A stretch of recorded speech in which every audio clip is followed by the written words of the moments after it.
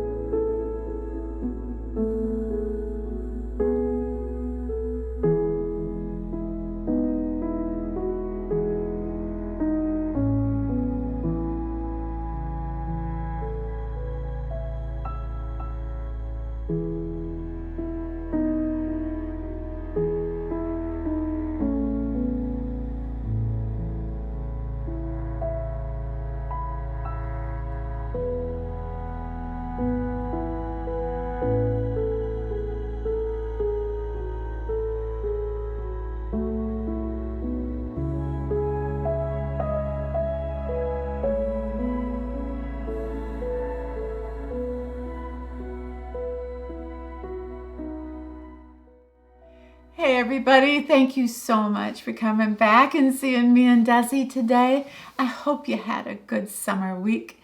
And you know, last week you were so sweet. I did a makeup video last week and you know, I never do that. But it really was fun. And you know, I got so many questions about, well, do you do this and do you do that? And it got me thinking about, well, some things I do that maybe you don't. And so I decided I'd do this video, 15 things I do that you don't, but they're not all good things. There are some things that I do that you might go, oh yeah, you know, I want to do that. And then other things you should not, you know, quirky, funny things. And I thought, that is just going to be too fun today. So I want to do that today. 15 things I do that maybe you don't. All right, let's start out with food. I never eat fast food. For some reason, I don't know, about 30 years ago, in my 30s, I decided that every time I ate fast food, I didn't feel well. My stomach hurt. And I quit eating it. And I just never, ever eat fast food. I will go into a restaurant and have a seafood dinner or, you know, any type of lovely dinner with friends. I can enjoy that, but I can't ever, you know, go into McDonald's or Burger King or Kentucky Fried Chicken with friends and enjoy the dinner. I just won't eat it. So I never eat fast food and haven't for over 30 years. There are certain foods that I have loved all my life, and I think a lot of it is being raised by an Italian family, that Mediterranean kind of diet. So I love cheese, I love grapes, I love all kinds of fresh fruits, and I love vegetables. So I have a lot of that in my diet. There are a lot of things that I eat that I know I shouldn't. I love lots of chicken salad and tuna salad, and I put mayonnaise in there and cheese, and you know, that's very fatty. And I know I need to dial it back, but I really haven't been able to. It's something that I really enjoy. I can just sit down and put a nice tuna salad on a bed of lettuce, and I call it good for my dinner.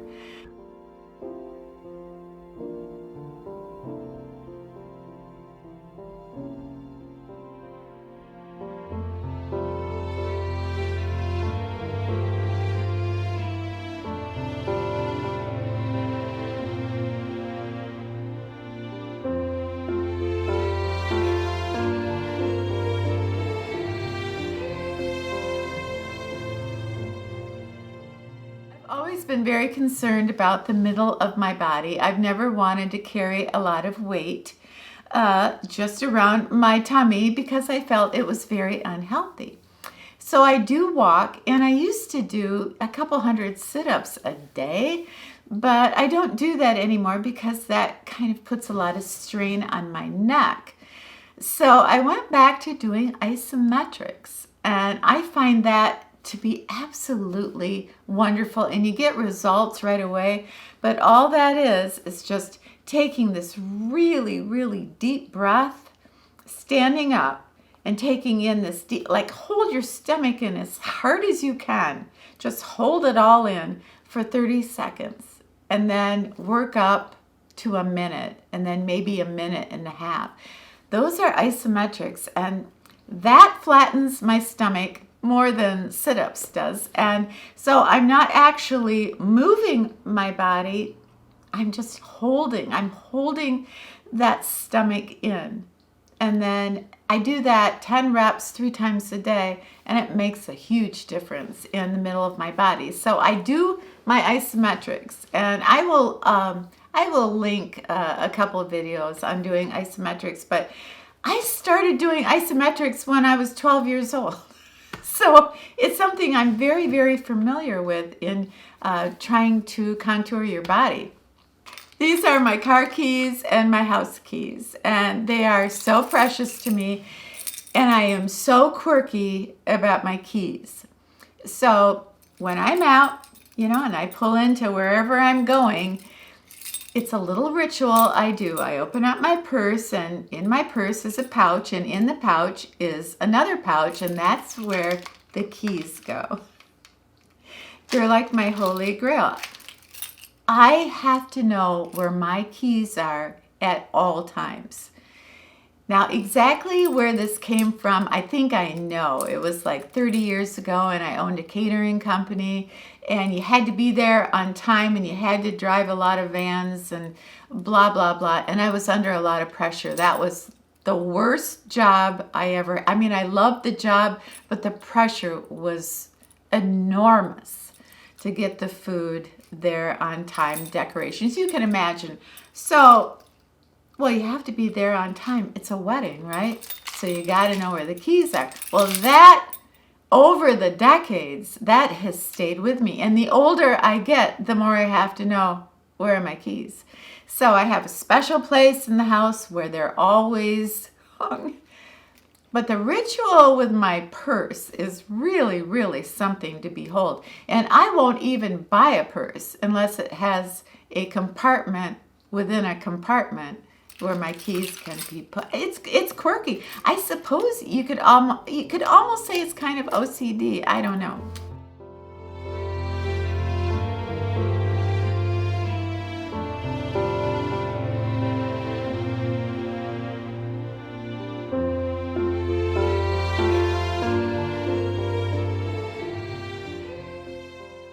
One thing that I have always done that is so quirky, I was watching an old TV show in the 80s called Dallas. Do you remember that? And Linda Evans, and I can't remember, Joan Collins. Anyway, it was just a corny soap opera show, and I just loved it. And so they were doing like a behind the scenes on that show, but there was a doctor giving an interview about how women keep beautiful on film, and he showed these neck exercises. And he said if women would do these neck exercises every single day, they would never need a facelift. Well, I'm watching this, I'm like, 26, 27 years old, and I start doing those neck exercises, and I've always done them, and now I'm 70 and I'm still doing those silly neck exercises because I saw a doctor on TV say that you should do that. So there you go. And all they are is tightening exercises. You tighten your face as hard as you can, and you hold it. I know you look weird when you do it. And you just hold that, you do it, 10 times, once a day. And now does it help? I don't know. I've always done it, and it's just like brushing your teeth, you just do your little isometric neck exercises, and that's all she wrote.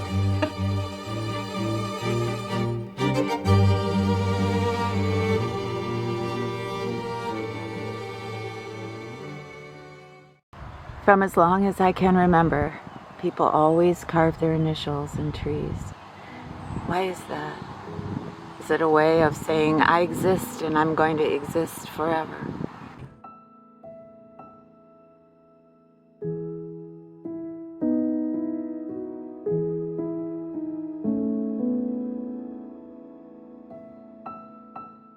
What you doing, Des? You got your favorite little teddy bear? You don't feel good today? What's wrong? What's wrong? I think this is something I probably do that you don't do. This little box has all of these little squiggly things, these little black things. Okay, these are the little squiggly things that go on your tire. You know, when you take this little thing off your tire, you twist it off and then you put air in your tire and then you like, oh, where's the thing to put back on my tire? I don't know the name of this. Anyway, a plug. Okay, let's call it a tire plug. It's not a plug, is it? I don't know what it is. Anyway, I ordered these on Amazon. So if I'm ever somewhere and I'm putting air in my tire and I lose the thing that, okay, here it is. There's a whole box of them. And then I have another box of them in my, I know, it's quirky. It's just strange.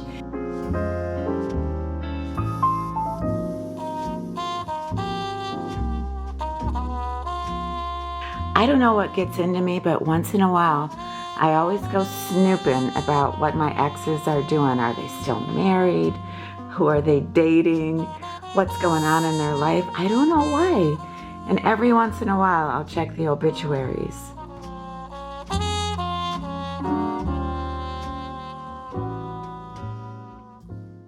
Every room in my house has to be lit up, whether somebody is in the room or not. So my bedroom has all the lights on, my kitchen has all the lights on, my little sunroom, you get the idea. I cannot stand walking into a room at night and having that room dark. I just can't take it. So everything is all lit up all night long. And then when I go to bed, I turn everything off. So there's that. But yeah, I like all the lights on. I did want to thank my beautiful friend and subscriber, Deborah. And a couple years ago, she sent me for a birthday present this portrait of Desi that was done by one of her favorite artists. And, well, it was practically the best gift I ever got in my whole life, a portrait of Desi. And we all love him so much. And I love you for loving him. So out of the blue, I go to the mailbox this week, and this is in the mailbox, and this is a portrait by the same artist of my Cooper. Cooper was the dog, my blind English setter, and he and I were a pair. He lived to be almost 14 years old, and we started doing YouTube videos together, and he was such a little sweetheart and a trooper. And when he died, my heart was just broken. He'd always be on the couch with me, sitting right next to me when I would make videos. And then he died. And I said to myself, I'm not going to get another dog.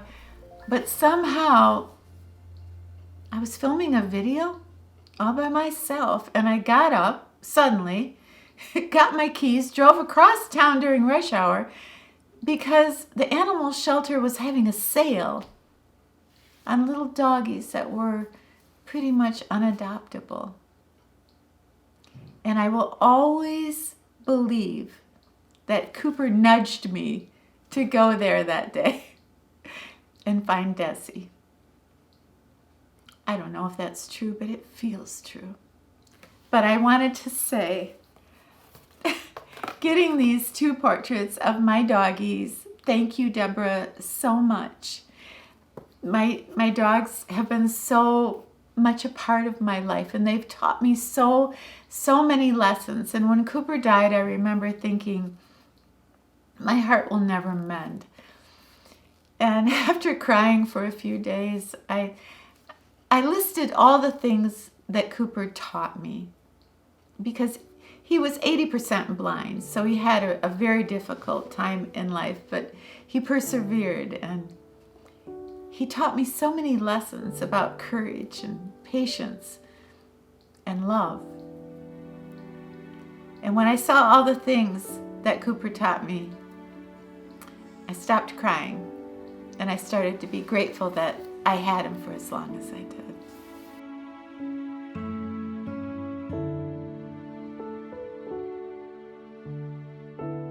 I have a lot of faults, but one fault that I don't have is being able to reassess a situation. And I sometimes can look back and reevaluate a conclusion that I came to about a person or a situation. The hardest time in my life was when I had to live in my little apartment, the apartment I was in when I started meeting you all on YouTube. And I would always say that that was a very hard road for me at that time in my life. You know, I was 58 years old and a drunk driver had hit me, so I was coming out of the hospital. I was going through a divorce, and my mother had died the year before.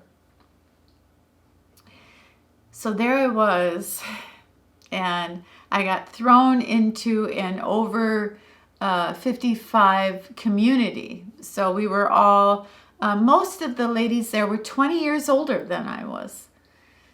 And I remember my doctor at the time, he said, you know, well, you'll be there until you get on your feet, and then you'll go on with your life, and you're going to be all better. But I want you to leave that community because it will make you old before your time. So I looked back on that for a few years, and I thought, I stayed too long, and it damaged me. And I thought it held me back. And the doctor was right. I shouldn't have stayed so long in that over 55 community because, well, it made me old. No, that's not true. It didn't make me old. I had nothing but my dog Cooper, and I had my health, and I had faith that yes, life could be better. But those women that were there, they didn't make me old. They helped me heal. They would talk to me about the life that they had and the life that they had there. They had activities. They had laughs. They were in a lot better mood than I was. They went more places than I did. And they didn't give me a lot of sympathy. It was wonderful. They were nurturing, but in a very motherly way. Like, you pull yourself up. Come on. You're a woman. We're tough. Get going. Maybe I did stay too long. But it was not a bad experience. It helped me. And for those who say, well, you know, I don't want to move to one of those communities that, you know, are you know, over 65 because people are just waiting to die. That, at least in my experience, that wasn't the case. They were waiting to live. They were women I will always remember and always be grateful for. So in looking back on this situation where I said, oh, it was so damaging because I really wasn't around young people and I really didn't get out into the world and date like I should have and blah, blah, blah. But don't you think that maybe I needed that time? It's the only time in my life that I was on my own. It was the only time in my life I didn't have a husband that I had to please or to take care of. I had no idea who I was. And yeah, I was there for years. I was there for almost 8 years. And I landed here. And I've always thought that even with the experiences that we've had in our life that have been so bad, if we can take a peek back and say, one of the reasons that I'm the person I am today is because of that time that was so difficult. I think we're better for it, and I think it's closer to the truth. No person or situation can make me feel old without my consent. There's a fire that has always burned within me, but at times it rages with frustration, with loneliness. But even when I feel all is lost, I remind myself, my superpower is the desire and the talent to reinvent myself and create a life where I can find truth and purpose and something real. I don't know what it is about getting older. All of a sudden I remember so many things that I experienced as a little girl. I wonder why that is. I can't remember what I did yesterday, but I remember so well something that happened to me when I was 5 years old. Why is that? Hey everybody, thank you so much for hanging out with us today. I hope you liked the video. I hope you had some fun. And if you get a chance below, maybe share maybe something you do that maybe others don't do. Please have yourself a wonderful, happy, safe, brand new week. And when you're done with your week, come back and see me and Desi, all right? All right, it's a deal. We'll be here.